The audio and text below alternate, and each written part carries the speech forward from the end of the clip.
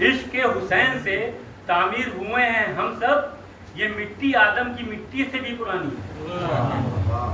ایک حسینی فرقہ ہے، ایک یزیدی ہے، تمہیں فیصلہ کرنا پڑے گا کہ کدھر جاؤ گے۔ اب جو جملہ سمجھ سکتے ہیں وہ سمجھے۔ ہمیں حسین میں ڈوب کر ہم نے جانا، سمندر ہے اشک کا، ہر موج طوفانی ہے، عمل زندگانی اور کچھ نہیں، عمل زندگانی اور کچھ نہیں، در سے کربلا ہے یا نفس کی قربانی ہے، در سے کربلا ہے یا نفس کی قربانی ہے، سجدہ نماز زکوٰۃ کے عاشق سن، بچے دونوں جہان یہ حسین کی مہربانی ہے۔ عشق حسین سے تعمیر ہوئے ہیں ہم سب، عشق حسین سے تعمیر ہوئے ہیں ہم سب، یہ مٹی آدم کی مٹی سے بھی پرانی ہے۔ موت کے آغوش میں سوتے ہو چین سے، موت کے آغوش میں سوتے ہو چین سے، ہم زندہ ہیں اس لیے موت نہیں آنی، ہم زندہ ہیں اس لیے موت نہیں آنی ہے۔ اور اس کو خصوصی طور سے دیکھیں، ہاں 100 بار مرے پھر زندہ ہوں مرے، ہاں 100 بار مرے پھر زندہ ہوں مرے، حسین کے مجاہدین کی یہی کہانی ہے، حسین کے مجاہدین کی یہی کہانی ہے۔ حق علی ایمان حسین ابن علی، حق علی ایمان حسین ابن علی، دریائے اسلام کی ان سے ہی روانی ہے۔ اور یہ آخری نقطہ میں پیش کر رہا ہوں، مدہوش کو موت کا اب ڈر نہیں، مدہوش کو موت کا اب ڈر نہیں، قربان حسین کی پیاس پر میری جوانی۔ ولا قوة الا بالله العلي العظيم۔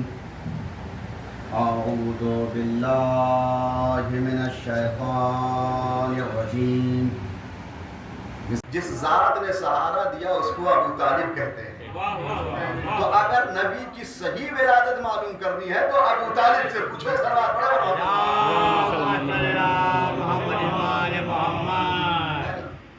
تو بہرحال جس کے گھر میں آیا ہوں اس کی پورے ہفتے منایا جائے۔ نبی کریم کی یہ حدیث متفقہ علیہ حدیث ہے، اس حدیث میں کوئی اختلاف نہیں ہے، اور یہ اس کی سند جو ہے وہ بخاری اور مسلم والی سند ہے۔ میں نوجوانوں کے لیے بتا دوں کہ حدیث میں سند کے مراد یہ ہوتا ہے کہ دیکھیں یہ وہ راوی جس نے یہ حدیث بیان کی ہے، آیا اس سے کسی معتبر مؤرخ نے، کسی معتبر محدث نے بھی روایت لیا ہے اور اس کو کیا کہا ہے، اس راوی کو کیا کہا ہے، اسے کہتے ہیں سند روایت۔ تو اس کی اس کی سند کذاب نہیں ہے، ضعیف نہیں ہے، وغیرہ وغیرہ بہت سے۔ دیکھا جاتا ہے کہ یہ کیا ہے، یہ معتبر ہے، ثقہ ہے کہ نہیں ہے، صادق ہے کہ نہیں ہے، محسن ہے کہ نہیں ہے۔ اب یہ الگ الگ اس کے اسٹیپس ہیں، ہے نا۔ سب سے عظیم کا ہے ثقہ۔ اس کی سند بخاری اور مسلم کی سند ہے، تو میں کہا کرتا ہوں کہ اگر اس کی سند بخاری اور مسلم کی ہے تو کم سے کم اس حدیث میں وہ تو اختلاف نہیں کرے گا جو بخاری کو بعد از کلام باری مانتا ہو، بعد از کلام باری مانتا ہو، اسے تو اختلاف کرنے کا حق نہیں ہے۔ متفقہ ہے ہمارے یہاں بھی۔ اس حدیث میں نبی کریم نے دو چیز کی گارنٹی دی ہے، دو چیز کی گارنٹی۔ اور یاد رکھیے اگر نبی کسی چیز کی گارنٹی لے لے تو آنکھوں کا دیکھا تو غلط ہو سکتا ہے، کانوں کا سنا تو غلط ہو سکتا ہے، جسم سے چھوا ہوا تو غلط ہو سکتا ہے نا، عین ممکن ہے غلط ہو جائے، ہو سکتا ہے ذہنوں میں آئے ہوئے افکار غلط ہو جائیں، ہو سکتا ہے وہ دلوں سے لیے ہوئے فیصلے غلط ہو جائیں، لیکن جو وہ نبی کہہ دے وہ غلط نہیں ہو سکتا۔ اور کمال اس نبی کی امانت داری کا، دنیا کہتی ہے نبی اتنے بڑے امین تھے، اتنے بڑی امین تھے کہ کفار مشرکین انہیں امین کہتے تھے۔ میں کفار مشرکین کی باتوں کو ویلیو ہی نہیں دیتا، اس کو میں ویلیو ہی نہیں دیتا۔ کیوں؟ کیونکہ اگر وہ یہ مان رہے تھے تو پھر اس وقت کہاں گئے تھے جب نبی نے لا الہ الا اللہ کی آواز کرتے تھے؟ اس وقت جو امین کہہ رہے تھے انہوں نے جھوٹا کہہ دیا تھا۔ ایسے مشرکین اور کافرین کی ہم بات مانیں گے، ان پہ بھروسہ کریں گے؟ نبی کتنے بڑے امین تھے وہ کون بتائے گا؟ کیا کہہ رہے ہیں؟ ہاں؟ جس کی سند ایسی ہو جائے کہ اگر 3 دن میں بھی کوئی کہہ دے مجھے اللہ نے نبی بنا کے بھیجا تو دنیا کو ماننا پڑے کہ ہاں نبی بنا کے بھیجا. اگر 3 دن کی عمر میں کوئی کہہ دے کہ مجھے کتاب دے کے بھیجا تو دنیا کو ماننا پڑے کہ کتاب دے کے بھیجا. اور اگر 3 دن کی دنیا میں 3 دن کی عمر میں وہ یہ بتا دے میں عبداللہ ہوں تو پھر ماننا پڑے گا کہ ہاں وہ اللہ ایسا ہے. اس کے وہ امان کہنا چاہیے, اسے امین کہنا چاہیے. میں مشرکین اور کافرین میں محقق آدمی ہوں, میری عادت ان سب چیزوں پہ نہیں کہ جہاں سے کمزوری ذرا سے ملے میں ان کے اوپر یہ بھروسہ نہیں کرتا. میں امین نبی کریم ہونے کی, امانت داری نبی کی سب سے بڑی دلیل قرآن کو سمجھتا ہوں. نبی کی امانت کی سب سے بڑی دلیل قرآن ہے. کیوں؟ قرآن کیا ہے؟ بسم اللہ الحمد کے بسم اللہ الرحمن الرحیم کے بے سے شروع ہو کے سورہ والناس کے سین پہ ختم. نہ اس سے ایک حرف زیادہ نہ اس سے ایک حرف کم, ہے نا. کوئی بھی عقیدہ رکھ لے وہ اسلام سے خارج. لیکن انصاف سے بتائیے جب یہ قرآن نازل ہو رہا تھا تو کسی کو پتا تھا کہ جو نبی بتا رہے ہیں یہ آیت ہے, واقعاً وہ آیت ہے؟ خدا کے لیے کسی کو پتا تھا کہ جسے انہوں نے آیت کہا ہے وہ آیت ہے؟ جب یہ کہنے والا کون ہے جس کے لیے اللہ نے گارنٹی لی ما ينطق عن الهوى ان هو الا وحی یوحی. میرا نبی وہ ہے جو اپنی مرضی سے گفتگو نہیں کرتا, اپنی مرضی سے گفتگو نہیں کرتا, اس وقت تک نہیں بولتا ہے جب تک وحی نہ آ جائے, جب تک وحی نہ آ جائے. میں اردو ادب سے فائدہ اٹھا کے کہتا ہوں کہ اللہ کہہ رہا ہے میرا نبی اس وقت تک نہیں بولتا, عام لفظوں میں جب تک وحی نہ آ جائے. اردو ادب میں کہتا ہوں اللہ کہہ رہا ہے میرا نبی وہی کہتا ہے جو وہی کہتی ہے. خدا کے لیے آپ صاحب زبان ہیں. میرا نبی وہی کہتا ہے جو وہی کہتی ہے. اچھا اب جب یہ بات صاف ہو گئی کہ وہی کہتا ہے جو وہی کہتی ہے تو پھر نبی جو کہہ رہے ہیں وہ وہی ہوئی کہ نہیں؟ اللہ اکبر. خدا کے لیے جو کہہ رہے ہیں وہ وہی ہے کہ نہیں؟ اگر من کن تو مولا کہہ دیا تو وہی, حسین منی کہہ دیا تو وہی, فاطمہ تو بذت منی کہہ دیا تو وہی, کسی کو گود میں بٹھا لیا تو وہی, کسی کو بزم سے بھگا دیا تو وہی. صلوات پڑھے بنو.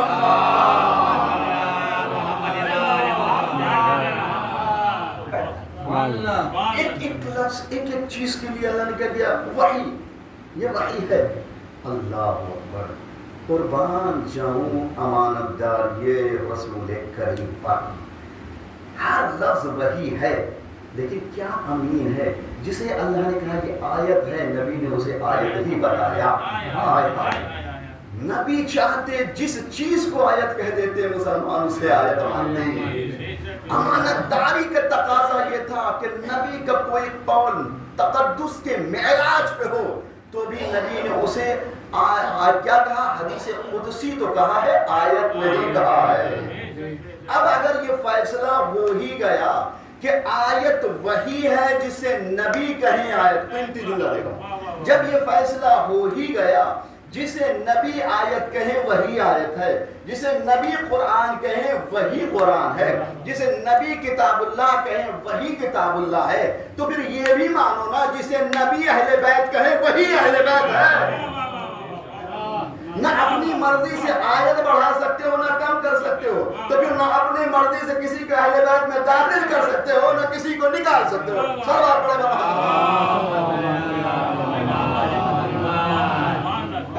یہ دونوں لفظ میں نے خاص کے اس لیے لایا ہے کہ اس حدیث میں یہ دونوں لفظ استعمال ہوئے.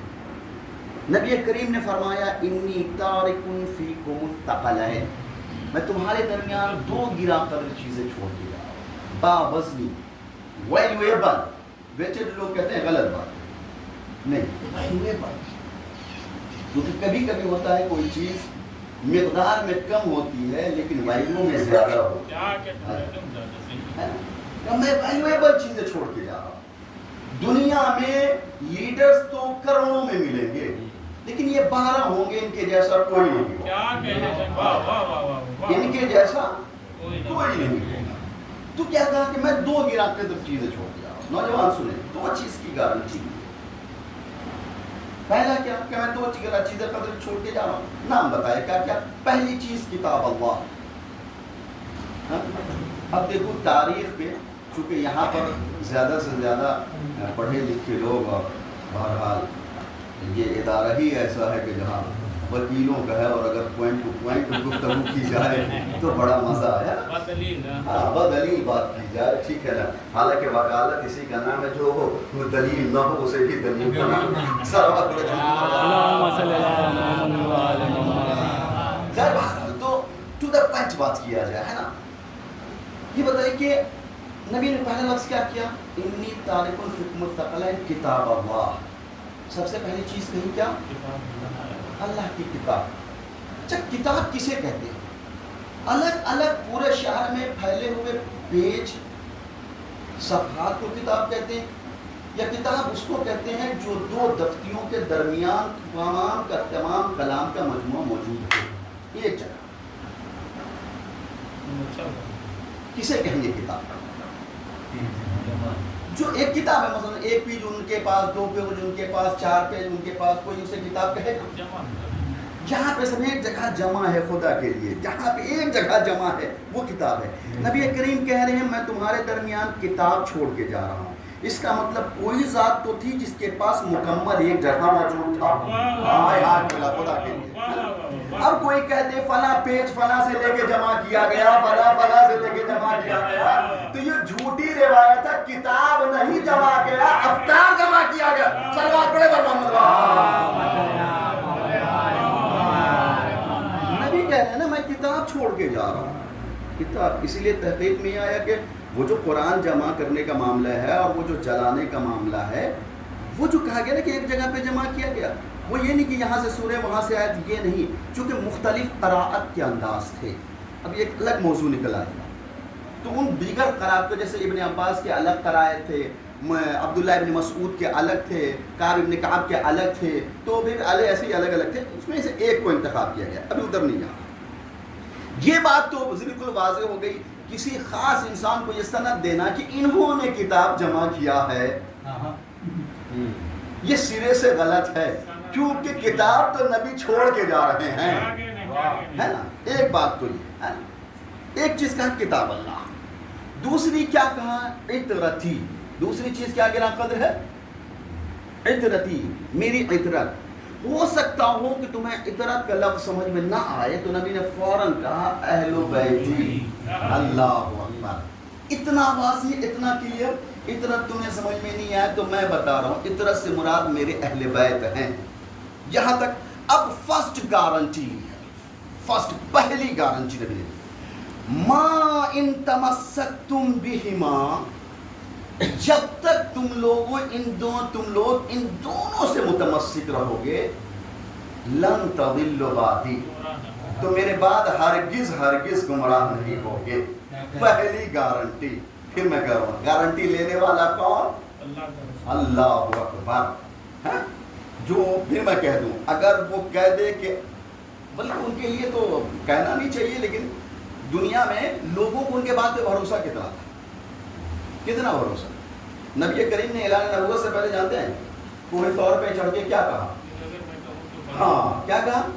کہ یہ بتاؤ کہ اگر میں تم سے کہوں کہ اس پہاڑ کے پیچھے بہت بڑا لشکر ہے، بہت بڑا لشکر ہے، وہ تمہارے اوپر حملہ کرنے والا ہے، تم لوگ جھانک کے دیکھو کوئی لشکر وشکر دکھائی نہ دے، تو تم میری بات مانو گے کہ نہیں مانو گے؟ انہوں نے کہا ہاں بالکل، کیوں نہیں، بالکل مانیں گے، آپ جو کہہ رہے صحیح۔ کیا کوئی لشکر نہ ہو؟ کہا ہم یہ مان لیں کہ ہماری نگاہیں غلطی کر رہی ہیں، ہائے ہائے، ہماری نگاہیں غلطی کر رہی ہیں، آپ غلط نہیں بول رہے ہیں، آپ سچے ہیں، ہماری نگاہیں غلط کر رہی ہیں۔ پتہ نہیں کیسے مسلمان تھے، وہ مشرکین بغیر دیکھے ماننے کو تیار تھے، نبی دکھا کے کہہ رہے تھے تو بھی ماننے کے لیے تیار۔ صلوات پڑھے محمد۔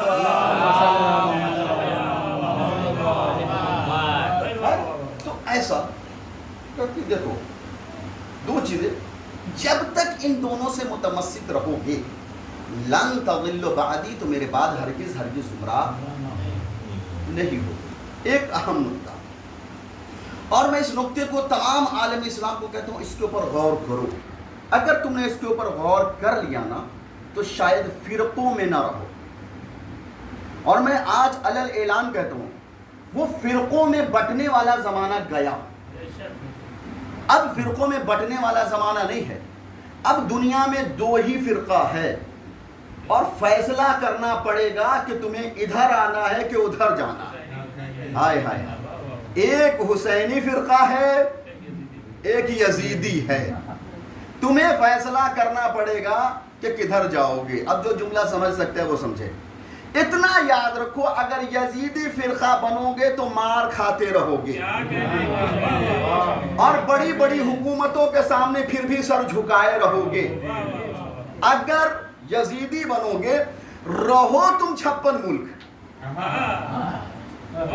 ہائے ہائے، رہو چاہے اللہ کے سب سے بلند گھر کے خادم، ہے نا، چاہے رہو قبر نبی کے خادم و مجاور کہلانے والے، لیکن اگر یزیدی ہو تو مار کھاتے رہو گے۔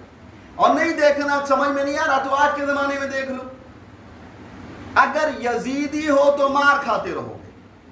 اور دیکھ لیجئے 22-23 مہینے سے پٹ رہے ہیں کچھ لوگ، ہے نا، یہ حالت یزیدیوں کی ہے۔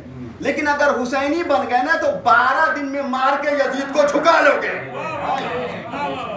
12 دنوں کے اندر یزید کو مار کے جھکا لو گے، اور پھر کہنا پڑے گا کہ کیا کرے، ٹکراؤ اس سے تھا کہ جس نے کہہ دیا تھا میری نگاہ میں اللہ سپر پاور ہے، کوئی دوسرا نہیں ہے۔ سلوات پڑھو گے محمد۔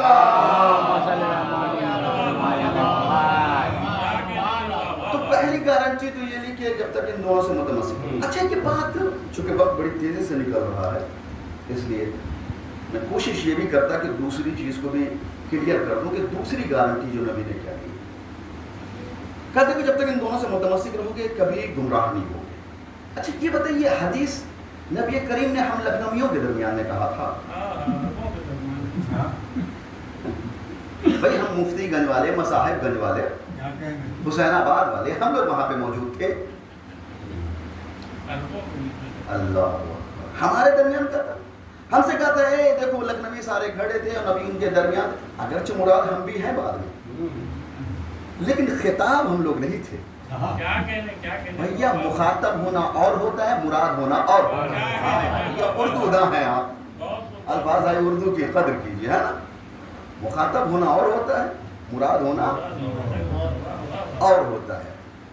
تو ہم مراد تو ہیں، لیکن کیا خطاب ہم سے تھا؟ خدا کی قسم میں کہتا ہوں بار بار، مسلمانوں اسی پوائنٹ پہ غور کرو نا تو تمہاری سمجھ میں آ جائے گا اتباع کس کی کرنی چاہیے۔ کیا کہا میں تمہارے، جب تک تم لوگ ان سے متوجہ، ہم سے کہہ رہے تھے یو پی والوں سے، انڈیا والوں سے، محترم نے فرمایا عرب والوں سے۔ یہ بھی غور کیجیے کہ عرب والوں میں بھی کس سے کہہ رہے تھے؟ عرب والوں میں بھی اپنے اصحاب سے کہہ رہے تھے۔ کس سے؟ اصحاب سے، جو مدینے میں موجود اصحاب تھے نا، اصحاب چاہے وہ جتنے بڑے رہے ہوں چاہے جتنے چھوٹے ہوں، سب سے کہہ رہے تھے میرے اصحاب اگر تمہیں گمراہی سے بچنا ہے تو ان کی اتباع کرنا۔ اللہ اکبر۔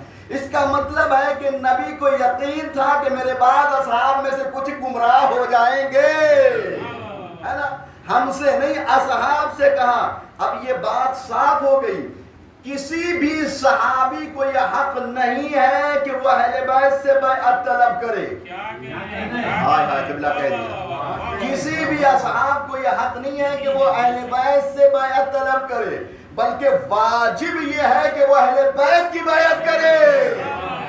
اور جب یہی کہہ رہے ہو کہ یزید پہ لعنت اس لیے کہ اس نے فرزند رسول سے بیعت طلب کی تھی، تو پھر ان کا کیا کرو گے جنہوں نے نفس رسول سے بیعت طلب؟ صلوات پڑھے بر محمد۔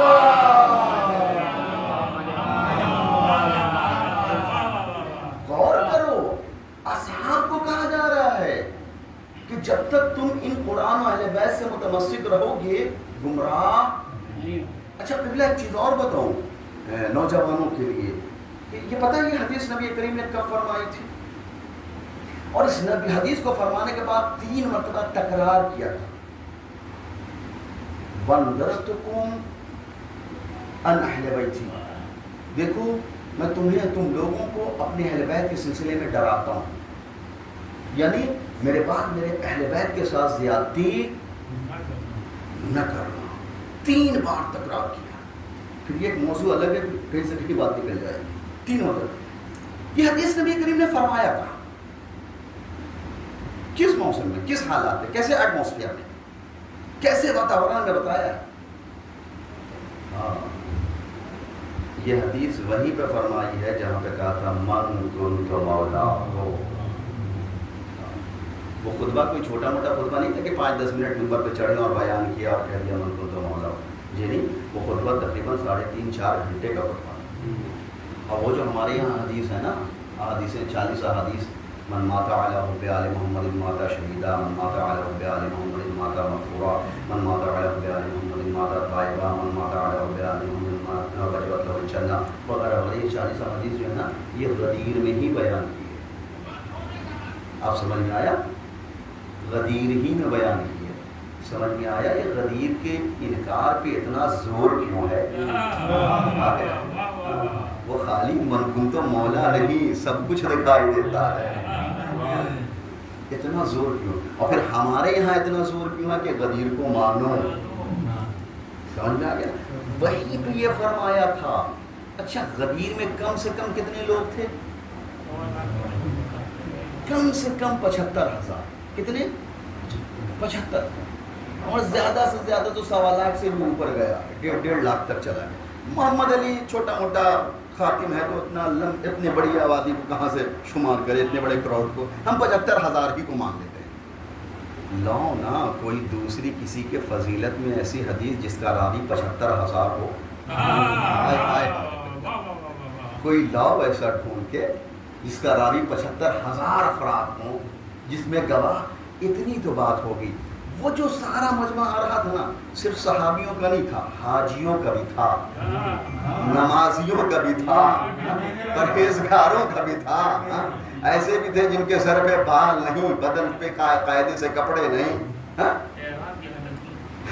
میں کہنا تھا نا ایسے حالت. اور وہ بھی ایسا آپ لوگوں نے، خدا آپ لوگوں کو نصیب کرے جا کے میدان غدیر دیکھیے گا. آج بھی میدان غدیر میں پیڑ ویڑ نہیں ہے. اور جہاں پہ 2-4 جو ہے کچھ پیڑ کھجور کے تھے اور کچھ پیڑ ببول کے تھے، تو ہوا یہ تھا کہ ببول چونکہ اونٹوں کو زیادہ پسند ہے انہوں نے اسے صاف کر دیا تھا. اور جہاں پہ کھجور 2-4 تھے وہاں پہ نبی نے ممبر بنا لیا تھا. باقی سارے دھوپ میں تھے. ہائے ہائے ہائے. نبی اللہ کسی کو سائے میں چھوڑ دیتے، کہتے دیکھو گرمی سے آ رہے ہیں، سائے میں بیٹھ جاتے، کہتے کیا ہوا؟ ٹھنڈک ملی تھی، نیند آ گئی تھی. ہائے ہائے. میں سن ہی نہیں پایا تھا کہ گفتگو کیا ہوگی. نبی نے کہا یہاں پہ کوئی نیند کا بھی بہانہ نہیں چلے گا. یہ حالت، ایسے سچویشن میں نبی کریم فرما رہے ہیں کہ دیکھو میں تمہارے درمیان 2 گرا قدر چیزیں چھوڑ کے جا رہا ہوں. جب تک ان دونوں سے متمسک رہو گے ہرگز گمراہ. اس کا مطلب ہے کہ جن لوگوں کے درمیان میں کہا جا رہا تھا نبی کو یہ مکمل، ہم تو یہ نہیں کہتے امید، نبی امید نہیں، نبی تو مکمل یقین کا نام ہے. ہاں نبی مکمل یقین کا نام ہے. ہمارا یہ، اب دیکھیے یہ جملہ وہی سمجھ سکتا ہے جو تاریخ پہ نگاہ رکھتا ہے. ہمارا عقیدہ یہ نہیں ہے کہ اگر 2 دن وہی نہ آنے میں دیر ہو جائے تو یہ کہہ رہے ہیں کہ نبی کو شک ہو گیا تھا کہ فلاں کے پاس تو نہیں چلے گئے. ہاں شک ہو گیا تھا کہیں جبریل فلاں کے پاس تو نہیں چلے گئے ہیں. اللہ اکبر. ہمارا عقیدہ یہ نہیں ہے. مکمل یقین کا نام ہے محمد مصطفیٰ صلی اللہ علیہ وسلم. اب تم لوگ ان سے متمسک رہو گے. اب دوسری گارنٹی جلدی سے بیان کر دو کیونکہ وقت بڑی تیزی سے نکل گیا، ختم ہو گیا. اور جہاں تک مجھے لگ رہا ہے تقریباً بیٹھے ہوئے ہمارے 35-35 منٹ معاملہ پہنچ گیا ہے. جلدی سے سمیٹ لوں اور انشاءاللہ پھر کبھی اور خدمت کروں گا. دوسری گارنٹی، ایک گارنٹی تو یہ لی کہ جب تک ان سے متمسک رہو، اچھا کمال دیکھیے کیا، نبی کریم کے بعد سب سے پہلا ایک مقدمہ آیا. نبی کریم دنیا سے گئے اور فوراً ایک مقدمہ مدینے میں آیا. ایک جزو رسول اپنا مقدمہ لے کر کے حکومت کے پاس پہنچی. کون؟ شہزادی کونین اپنا مقدمہ لے کے پہنچی. اب کمال یہ وکیل ہی یہ جملہ سمجھ سکتے ہیں. کمال یہ ہے کہ اس مقدمے میں جو مدعی تھا وہی منصف بنا بیٹھا تھا. آئے ہائے قبلہ خدا کے لیے بہت حسین جملہ تھا نا. جو مدعی تھا وہی. اب جب معاملہ ایسا ہو تو یقیناً ہے فیصلہ کیسا ہوگا. سرکار بڑے محمد لیکن اب دیکھیے جو بی بی جو لے کر کے گئی ہے اپنے مقدمے کو ہے نا، تو ہوا یہ کہ اس نے دلیل میں حدیث پیش کی. بی بی نے دلیل میں قرآن پیش کیا. اس نے کہا کہ نبی نے فرمایا ہے نحن معاشر الانبیاء لا نرث ولا نورث ما ترکت صدقۃ. ہم گروہ انبیاء نہ کسی کے وارث ہوتے ہیں نہ ہمارا کوئی وارث ہوتا ہے. جو ہم چھوڑتے ہیں وہ صدقہ ہوتا ہے. میں کہتا ہوں یہیں پہ پکڑے گئے ہو. اگر باغ فدق صدقہ ہوتا تو سیدوں کی ماں کبھی صدقہ طلب نہ کرتی. اللہ اکبر اللہ اکبر. 1400 برس بعد اس کی اولاد میں سید محمد علی کو پتا ہے صدقہ ہم پہ حرام ہے. سلوات پڑھو گا محمد.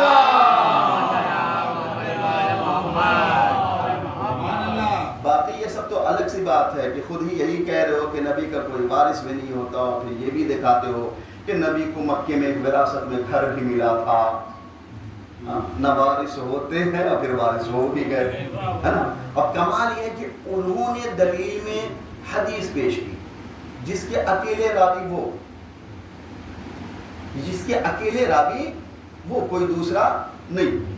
اور کمال ادھر یہ ہے کہ جو قرآن کی آیت نبی کی بیٹی پیش کر رہی ہے اس کا گواہ خدا بھی ہے، رسول بھی ہے، امت بھی ہے. وہ آیت پیش کر رہی ہے. ابھی ادھر نہ دیکھ، یہ آیت پیش کرنے کا مطلب ہے پہلے ہی مقدمے میں بی بی فرما رہی ہیں دیکھو ہم اور قرآن جدا نہیں ہیں، ہم لوگ ایک ہیں. اب دوسری گارنٹی تک ہم کبھی اور پہنچیں گے اور پہنچ سکے تو بولے. ذرا سا نبی کریم نے دوسری چیز کیا بتائی؟ اہل بیتی. قرآن تو بات اہل بیت کسے کہتے ہیں، اور اس کے بعد گفتگو تمام ہو جائے گی. پھر انشاءاللہ زندگی رہی تو کبھی اور گفتگو میں کروں گا. دیکھیں لفظ اہل بیت چونکہ محقق آدمی اس لیے بالکل اسی انداز میں لفظ اہل بیت گھر والے. عرف عام میں پوچھا جائے نا، مثلا کسی نے ہم سے پوچھا آپ کے گھر والے کیسے ہیں، تو یہ بتائیے اس میں میری زوجہ مراد ہے کہ نہیں ہے نا بھائی؟ ہے نا. گھر والے کیسے ہیں، زوجہ مراد ہوگی کہ نہیں ہوگی؟ میرے ابا مراد ہوں گے کہ نہیں ہوں گے؟ میرے ساتھ میرا بھائی رہتا ہے مراد ہوگا کہ نہیں ہوگا؟ بھیا اور بتائیے سب گھر والے سب ٹھیک ہے، سب لوگ مراد آئے کہ نہیں آئے؟ تو نبی کہہ رہے ہیں اہل بیتی. سناٹا چھا گیا. اہل بیت نہ ٹیکنیکل ورڈ نہیں ہے، ذرا دیکھیے کہتا ہے. عرف عام میں جب لفظ اہل بیت استعمال کیا جائے تو سب پہ آئے، لیکن دیکھنا یہ عرف عام نبی پہ آتا ہے کہ نہیں آتا. یہ عرف عام نبی پہ آتا ہے کہ نہیں آتا. اور اسی عرف عام کا فائدہ اٹھا کے لوگوں نے کہا ازواج بھی ہیں، چچا بھی ہیں، اور حد تو یہ ہو گیا کہ سسر بھی ہیں، یہ بھی ہو گیا کہ بھائی اور دیگر اصحاب بھی ہیں، سارے نبی کے. اب دیکھیں ہے کہ نہیں. اچھا اس آنے والے زمانے کو کہ کہا جائے گا کہ یہ بھی نبی کے صحابی تھے، یہ بھی نبی کے اہل بیت ہیں، زوجہ بھی نبی کے اہل بیت ہیں. بھیا جس طرح نبی کریم گئے کم سے کم 9 بیویاں تو موجود تھی نا، تو 9 تو یہ بھی ہو گئی. اب 9 کے والد محترم، والدہ، اماں جان تو وغیرہ وغیرہ 9 دونوں 18 آپ ایسے کر لیجیے، ٹھیک ہے. اور پھر اصحاب کا تو کہنا ہی نہیں. تو کتنا بڑا اہل بیت رسول ہو گیا. یہی فائدہ اٹھایا گیا اور کہا کہ اہل بیت سے مراد ہے، مراد سب لوگ ہیں. اچھا نبی تو اچھی طریقے سے جانتے تھے نا کہ یہ میرے بعد یہ خلفشار پیدا کیا جائے گا. آئے ہائے نبی نے کیسے اپنے آپ کو عرف عام سے بچایا ہے. یہاں پہ اتنے سارے لوگ ہیں, اگر میں ان میں سے 2 3 4 لوگوں کا ہاتھ پکڑ کے کہوں یہ میرے بھائی ہیں, بعد میں کوئی کہے کہ وہ فلاں صاحب بھی جو تھے نا وہاں پہ بیٹھے ہوئے, اور وہ جو باہر بھی 4 لوگ کھڑے ہوئے تھے نا, وہ بھی جو 10 لوگ, وہ بھی ان کے گھر والے تھے, وہ بھی ان کے بھائی تھے. لوگ کہیں گے پاگل ہو گئے ہو کیا؟ جب انہوں نے 4 کو جمع کر کے کہا یہ میرے گھر والے ہیں, سے ملا خدا کے لیے, اگر 4 کو پکڑ کر کے کہا ہے یہ اہل بیت ہے, تو اس کا مطلب کوئی 5واں. نبی جانتے تھے ہر کوئی کہہ دے گا یہ بھی تھے, یہ بھی تھے, یہ بھی تھے. جیسے ہی آیت تطہیر نازل ہوئی, اپنے گھر میں چادر کا ایک چھوٹا سا گھر بنایا, 4 لوگوں کو اپنے ساتھ لے کے کہا اللہم ہؤلاء اہل بیتی, یہی 4 میرے اہل بیت ہے. تو نبی تو 4 کو بتا رہے, تو 40,000 کو بتا رہے. صلوات پڑھے بر محمد. اور کمال اس میں کیا ہو گیا؟ کمال اس میں یہ ہو گیا, نبی کی ایک زوجہ نبی کریم کے قریب آئیں, حضرت ام سلمہ آئیں, چادر کے گوشے کو اٹھا کے کہا تأذن لی ان ادخل معکم, کیا مجھے بھی اجازت ہے کہ چادر میں آ جاؤں؟ اللہ اکبر. ہاں, نبی نے کیا کہا؟ انت علی الخیر. چادر کا گوشہ کھینچا, کہا انت علی الخیر, یعنی نبی نے بتا دیا میری زوجہ خیر پہ تو ہو سکتی ہے, اہل بیت میں نہیں ہو سکتی. اہل بیت میں نہیں ہو سکتی. محمد علی کہتا کمال ہے, خیر پہ ہونے والی زوجہ تو اہل بیت میں نہیں ہو سکتی, جو خیر ہی سے ٹکرا جائے. صلوات پڑھے بر محمد.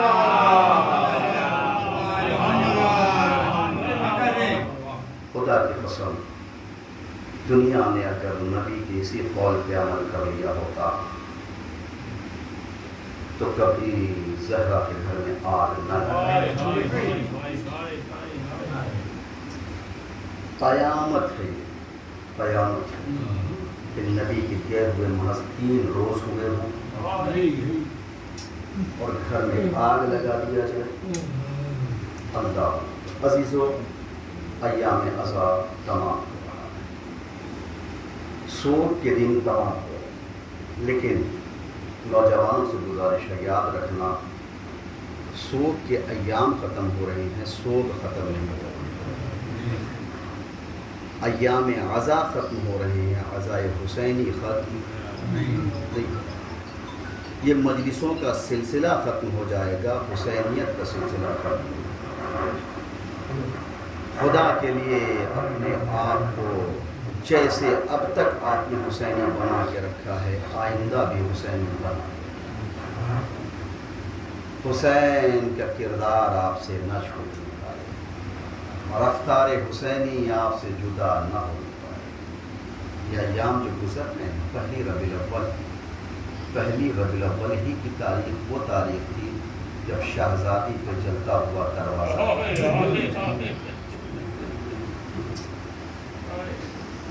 میں نے فطرت انسانی دیکھا ہے,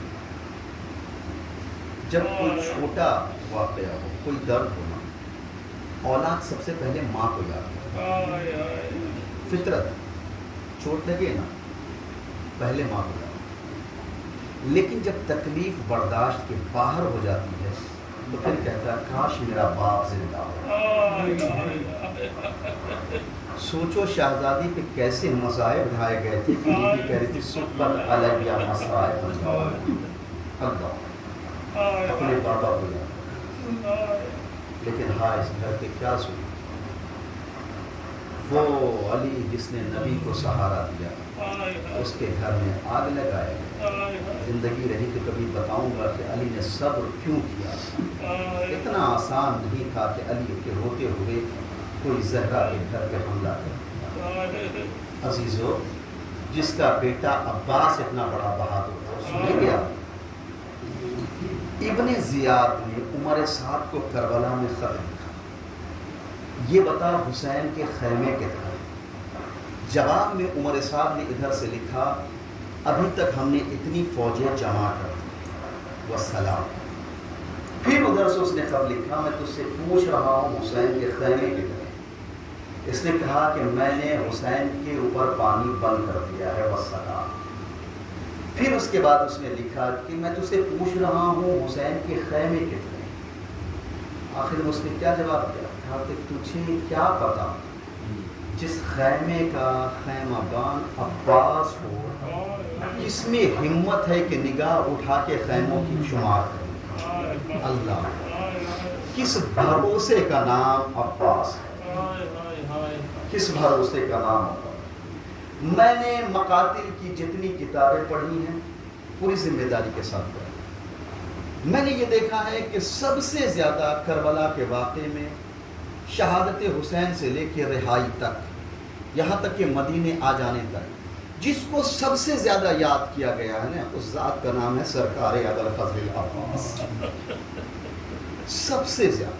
اور صرف اپنوں نے نہیں، غیروں نے بھی اگر پوچھا ہے نا، پتہ چلا حسین مارے گئے، پوچھا عباس کہاں تھا، عباس کہاں. سنیں دو چار. قاتل خود کہتا ہے میں نے حسین کی جتنی ضربوں سے سر و تن میں جدائی کی، ہر ضرب پہ سنتا تھا کہ حسین کچھ نہ کچھ بول رہے ہیں. وہ کہتا ہے ایک ضرب لگائی تو حسین نے کہا بسم اللہ و باللہ علی ملت رسول اللہ. دوسری ضرب لگائی کہا الحمدللہ. تیسری ضرب لگائی کہا سبحان اللہ. وہ کہتا ہے ایسے ہی میں ضرب لگاتا تھا، حسین کہتے جاتے. کہتا تو وہ آخری ضرب جس سے حسین کے سر و تن میں جدائی ہوئی، جب میں نے سر حسین کو پکڑا تو میں نے دیکھا کہ ابھی بھی لب کھل رہے تھے. میں نے قریب لا کے سننا چاہا کہ حسین کیا کہہ رہے ہیں، تو کہہ رہے تھے یا اخی العباس ادرکنی، یا عباس حسین کی مدد کے لیے اجرکم علی اللہ. کتنا یاد کیا گیا سنیا. ویسے واقعہ بتاؤں کہاں کہاں پہ یاد کیا گیا. علماء فرماتے ہیں کہ شہزادی کی چادر چھینی. چادر چھینی، آپ کو پتہ ہے چادر کیسے چھینی؟ جب خیمے میں لوٹ مچایا گیا، امام سید سجاد سے خود شہزادی کونین نے پوچھا تھا میرے لال یہ بتاؤ میرے بھیا کی قبر اتنی چھوٹی کیوں ہے؟ میرا بھیا تو بڑا بلند قامت کا، قبر اتنی چھوٹی کیوں؟ امام نے بتایا کہ پھوپھی اماں جب خولی نے آپ کی چادر چھیننی چاہی، نیزہ آپ کے سر پہ مارا، آپ منہ کے بل زمین پہ گئے. ایک مرتبہ آپ آواز دیتی ہیں اے بھیا عباس میری چادر. خولی کو خوف ہوتا ہے کہیں عباس کی غیرت اسے فرات سے اٹھا کے نہ لے آئے.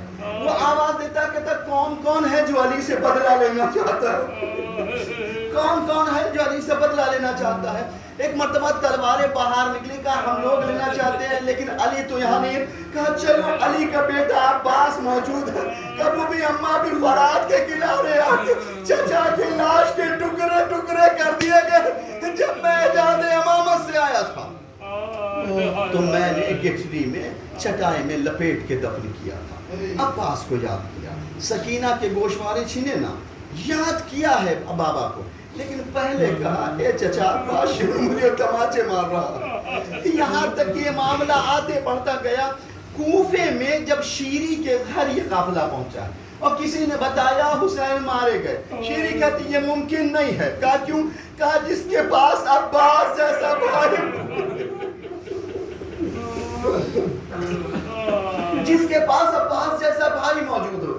لیکن مجھے روایت پہ تب تعجب ہوا، عباس کے اعتبار پہ تب تعجب ہوا جب ام البنین سے کسی نے جا کے کہا حسین مارے گئے. ام البنین کہتے میرے عباس کے رہتے ہوئے ارے کس نے طاقت ہے کہ حسین کو آ جا سکے.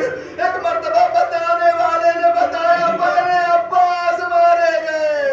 ام البنین نے ہاتھوں کو بلند کیا، اے میرے لال تجھے خدا سنا. اللہ لعنت اللہ علی القوم الظالمین وسيعلم الذين ظلموا أيام منقلب ينقلبون. إنا لله وإنا إليه راجعون. بارے الحق حق محمد والے محمد ہمارے اس مختصر سے عبادت کو قبول فرما. میرے مالک جہاں کہیں بھی عزاداران حسین ہیں ان کی جان مال عزت و آبرو کی حفاظت فرما. دشمنان عذاب و ذلیل و خوار نیست و نابود کر. میرے مالک ہمارے ملک میں امن و امان قائم فرما. دشمنان امن و امان کو ذلیل و خوار و نست و نابود کر دے. میرے مالک مراجع کرام کا سایہ ہمارے سایوں پہ قائم و دائم رکھے. رہبر معظم آیت اللہ خامنائی عمر عالی قدر کی جان مال عزت و حفاظت فرما. ان کے دشمنان کو ذلیل و خوار و نست و نابود کر دے. ان کے وجود کو ظہور امام زمانہ کے ساتھ متصل فرما. ہمیں دنیا میں زیارت حسین اور آخرت میں شفاعت حسین نصیب فرما. میرے مالک تیری بارگاہ میں سب سے بہتر دعا یہ ہے کہ اپنے آخری حجت کے ظہور میں تعجیل فرما. ہم کو ان کے مخلص غلاموں میں شمار فرما.